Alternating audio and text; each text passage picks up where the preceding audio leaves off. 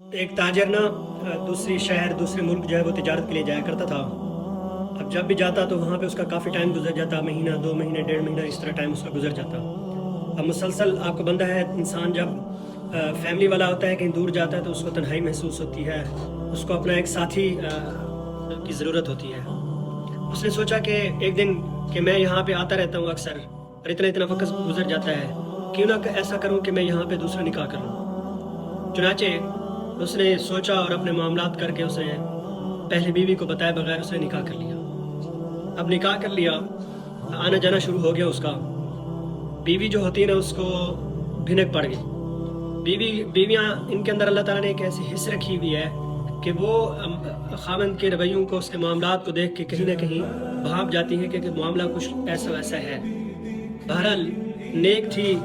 اس نے سوچا کہ چلو شکر ہے اس نے نکاح کیا ہے، کوئی غلط کام تو نہیں کیا، کسی غلط کام میں تو مبتلا نہیں ہے، لہذا وہ خاموشی سے اس نے وقت گزارا، یہاں تک کہ ایک دفعہ ان کی طبیعت خراب ہو گئی، ان کے میاں کی۔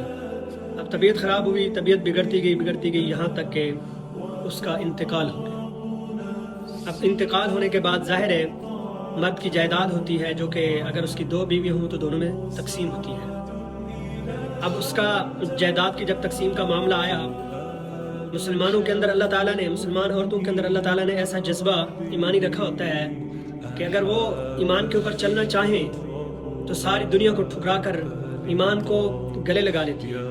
وہ کچھ نہیں سوچتی دنیا کے بارے میں، کوئی سوچ نہیں سوچتی، دنیا چاہے کچھ بھی کرتی رہے۔ اس نے فیصلہ کیا کہ جو میرے میاں کی جو جائیداد ہے، جو تو نقل ہو سکتی ہے جیسے کیش ہے، اس طرح کی چیزیں ہیں وہ، اور جو غیر منقولہ ہے جیسے زمین وغیرہ ہے، اس طرح کی چیزیں ہیں، اس کو اس نے بیچنے کے بعد جو اس کی سوتن کا حصہ بنتا تھا اس نے اس کو جمع کیا اور ایک رہبر تلاش کیا۔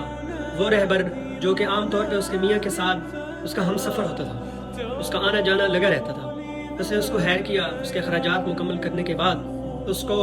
روانہ کیا کہ یہ اس میری سوتن کا حصہ ہے، اس کو جا کر میری طرف سے سلام عرض کرنا اور اس کو کہنا کہ میرے اور آپ کے میاں اس دنیا کو چھوڑ کر چلے گئے ہیں، کوئی کمی کوتاہی ہو آپ اللہ کے لیے ان کو معاف کر دیں، یہ میرا سلام قبول کریں، یہ ان کی جائیداد کا جو حصہ ہے یہ آپ میرے پاس امانت تھی، میں نے آپ تک پہنچا دی۔ اور ساتھ میں اس نے کہا کہ نیچے آپ سگنیچر کر دیں بطور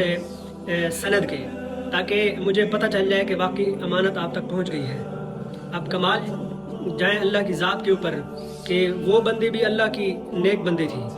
اس کے اندر بھی